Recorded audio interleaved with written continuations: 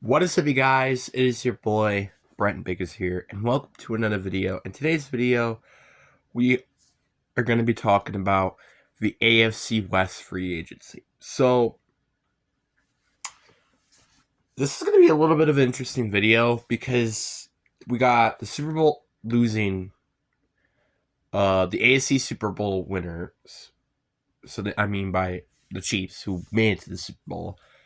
And then you had two teams who made it to the postseason, and then one team who kind of had like a second half, like almost a second half resurgence because of like how they went like 5-12, despite they were like almost with the top 3 pick in the draft, but whatever. But before we get in today's video, like and subscribe. We are on the road to getting to 550 subscribers. We're trying to get 1,000 by the end of the year. Is that going to happen? Probably not, but just throwing that out there. But anyway, enough said. Let's get into the video. So let's start off with the Denver Broncos. This is almost a perfect offseason, which is why I'm almost giving them an A+. The only reason why I am giving them an A and not an A+ is because they lost Javonte Williams. Which, yeah, he's not a big player to lose, but when you're talking about you had Jalen McGlatton as your starting running back for this year, yeah, that's not great. So the outside of I'd say him and Cody Barton, they didn't really lose anybody major during free agency, which is a very good thing. And the fact that you added 3 big keystone players like Talanoa Hufanga, Derek Greenlaw, and Evan Ingram through free agency is really, really huge. You have arguably probably one of the best secondaries in the league, if not probably one of the best defenses in the league. And now you have a nice security blanket option for Bo Nix. Want to know how Trevor Lawrence did so well? Because Evan Ingram was there to help him out. Now you have him over in Denver, which is very, very solid. And overall, you're paying a lot of these players very, very cheap money. Not a lot of money that you would expect. I mean, Evan Ingram may be a bit of an overpay with about $11.5 million a year. But Derek Greenlaw is only getting $10.5 million a year. And then Talanoa Hufanga is getting $13 million a year, despite he's one of the better safeties in the league. So, overall, this is a really, really good offseason for the Broncos. Not really much to say, because outside of those 3 big signings, they kind of just signed depth players, which is totally fine. But like I said before, the only thing that might push them a little bit back is just the fact that they didn't sign Javonte Williams, and they didn't find any suitable replacement. Now, obviously, this can change by the time I make this video. They could go draft a running back. They could go sign a running back, which Nick Chubb, for example.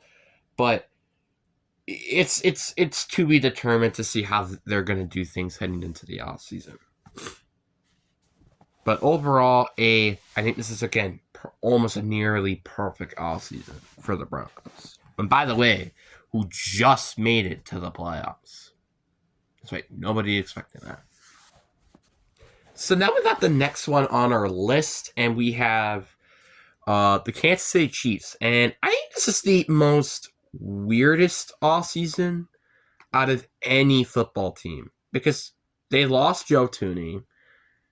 They lost Justin Reed. Let's see other players they lost. They lost Josh Uche, which was, I guess, isn't that big. But Tershawn Wharton was a pretty, I think it's going to be a decent loss. And same thing with McCone Hardman. I think those are all pretty decent, but not huge losses. It's for example, if you lost Chris Jones, that would be a big, major loss, because that's easily one of the only reasons why your defense has been doing so good over the past years. But for sure, they didn't have a really good offseason. Now, you're thinking when you have winning the Super Bowl, you think you would probably have a very good offseason, but this team did not.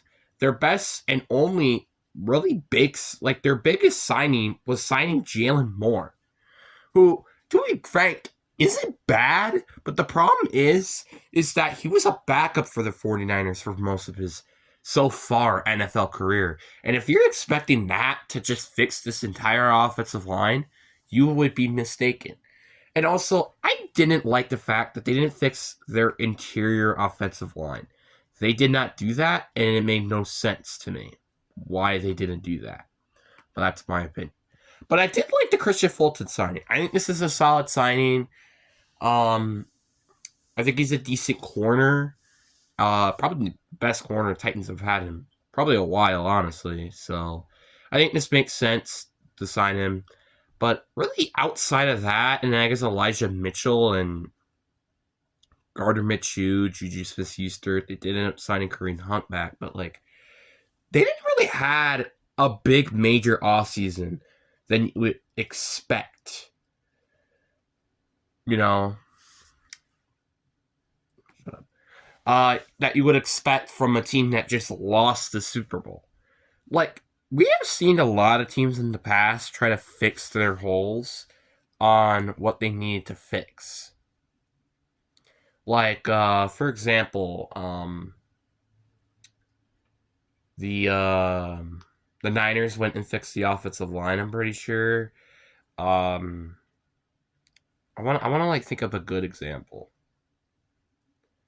The Chiefs with wide receivers, even though they did win the Super Bowl that year, but stuff like that. For example, I think overall this isn't a bad off season, but it's not a great off season, which is kind of why I have to give them like a D plus here. It's not a bad off season by any means. Like I said, it's not a failure, kind of like an F grade, but it's not like overly impressive for a team that, again, just lost the Super Bowl. So I just don't think it makes a lot of sense for something like that, but that's my opinion. The next team on our list is the Las Vegas Raiders. And this is a bit of an interesting offseason as well, because not really because of who they lost, but it's because who they gained. Well, actually, I guess it's also kind of because of what they lost, because as I'm just looking at this list here, you lost Nate Hobbs, right? You lost Nate Hobbs. You lost Treylon Merrick, which is a kind of crucial piece to their defense here. You also lost, who else you lost? You lost Artie James. You lost Gardner Minshew. Those are all the players you lost. But they did gain a lot during the offseason, though, as well. Like, for example, signing or trading for Geno Smith, which I think was a very interesting move. Which, yeah, it makes sense, Pete Carroll's now the Raiders head coach, and getting Geno Smith, someone who's used to the scheme, stuff like that. They did end up re-signing Max Crosby, which is, it depends on how you really think of that move. Alex Kappa, I think, was definitely a decent signing. You also lost Marcus Elps. I did not realize that. But then they also signed players like Jamarity Chan. They re-signed Michael Clopes, which I think is a really good move. Replacing Nate Hobbs with Eric Stokes, which could end up being a really good or bad move, depending on how that works. Sign Raheem Mostert, and you also signed Devin White, which I think could be a very underrated move potentially. So this is like a really weird offseason, because on the one hand, you could have maybe focused more towards a proper rebuild rather than just kind of pushing the window, which they're kind of doing right now. Sorry for the noise in the background.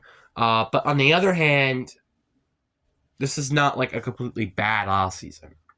So that's why I have to give them a C here. Because it's like, part of me does just want this team to just do a proper rebuild, which I know a lot of fans are probably not happy with, especially with what happened last time with the 2019-2020 draft classes. Those didn't really do that well. Actually, 2019 wasn't that bad, so you ended up drafting Josh Jacobs out of that. Anyway, and Hunter Renfrow, who actually I think re-signed in here, I think. Maybe. I could be wrong. But, again, I really would be not kicking myself to saying this team should just go for a rebuild rather than what they're doing. Like trading Max Crosby, trading Jacoby Myers. Like try to keep all these like young buds still on the team. Like Jackson Powers Johnson. Tyreek Wilson, try to develop him a little bit more. I still think keeping Nate Hobbs would have been probably better. Even if you're going into a rebuild, I think Nate Hobbs would have been a solid piece to have. Same thing with Traylon Merrick. But whatever. This is just such a weird offseason. And I kind of have to give him like a C minus grade. Because it's like, this team lost a decent chunk during the offseason, but they've also gained a decent chunk, which makes it very weird and confusing. But overall, it's not a bad offseason for the Raiders. But I won't say this is a good offseason, especially with what direction they're heading to. And last but not least, we probably have the most disappointing offseason, or not maybe the disappointing offseason, but one of the most disappointing offseasons. We got the LA Chargers. So let's see the players who they've lost. So they've lost Joey Bosa, which isn't really that big because he's usually hurt most of the year. Lost Morgan Fox, who could be a decent addition. Same thing with Christian Fulton. Lost Falante Flewell. You lost Joshua Palmer. But that was really all the big crucial losses. So nothing huge, but there was a small amount of losses, especially if Joey Bosa has like a really good year in Buffalo. But they didn't really gain any of them. Yes, Mekhi Becton is not a bad signing, but it also isn't the greatest signing in the world, especially if it doesn't pan out. Deontay Jackson, not really a great signing corner. Barry Bazemore is not that good of a center at all. Najee Harris, this is a good signing. I won't deny that. But that's like your only good signing. Like re-signing Mike Williams, who knows, maybe he could play well. Taylor Heineke, just like they did not have a really good offseason, as you could tell. The fact your best signing was Mekhi Becton, who really only had to have one really good year, and that was with the Eagles. Kind of saying something that maybe that's not a good offseason. Now, like, I'm not saying this is like a bad offseason for the Chargers. Actually, I kind of am saying that because really, again, you only signed Mekhi Becton, despite you need another wide receiver. It's like this team is so confusing because it's like you're supposed to be a run-heavy team, but you're also supposed to have a good passing attack. And didn't everybody can agree with that? Chargers just do not have a lot of playmakers, and you're expecting Mike Williams to fix that issue, despite how bad of a year that he had this year. Like literally, Mike Williams literally was with the Jets, then he got traded to the Steelers for a 7th, and then he got released, and now he's back with the Chargers. Do you really think that guy is going to fix your team? I don't think so. You know, I also don't think it's going to fix your team. Signing Tyler Conklin. Not a bad signing, though. I actually forgot to talk about that. That's not a bad signing. But it's just like, it's not going to fix your receiving core. Like, this is really confusing. I'm really wondering what the Chargers GM is like thinking. Is he thinking that, like, oh, Mike Williams and Tyler Conklin, oh, yeah, they're definitely going to fix their receiving core. So let's go back to fixing the offensive line again. Yeah. That doesn't make any sense. Or do you go and try to focus on your defense during the draft? It's like, it's so weird because they should go get a receiver, but at the same time, it looks like they're trying to just pull up like Band-Aids and just hope that they work, which is kind of just... It's like, it's basically like you have a Band-Aid to a gunshot wound. Yeah, let's just put like a Band-Aid or like a bandage right there. Not take out the bullet and just see what happens. It's kind of like what that almost is. It's like a perfect gunshot wound where it, like, let's say it gets into the bones, but it doesn't hit into major nerves or arteries. And then, like, you just put a bandage on it. That's basically what they're doing. That's kind of the best way I could describe it, but I think I have to give them like a D-. The only reason why it's not an F is because they had 3 decent signings. But again, losing players like Christian Fulton or what was the other one? Obviously Joey Bosa, but like it's just like, you know, it's not great, you know? Oh yeah, and Joshua Palmer, who I think is better than all the players they end up signing. So, overall, I think this is just going to be one of those off seasons that you kind of wish the Chargers could have did a little bit more with, especially when you got blown out in the playoffs like that. Especially. But anyways, guys, I really hope you guys enjoyed this video. Anyways, I'll see you later. Peace.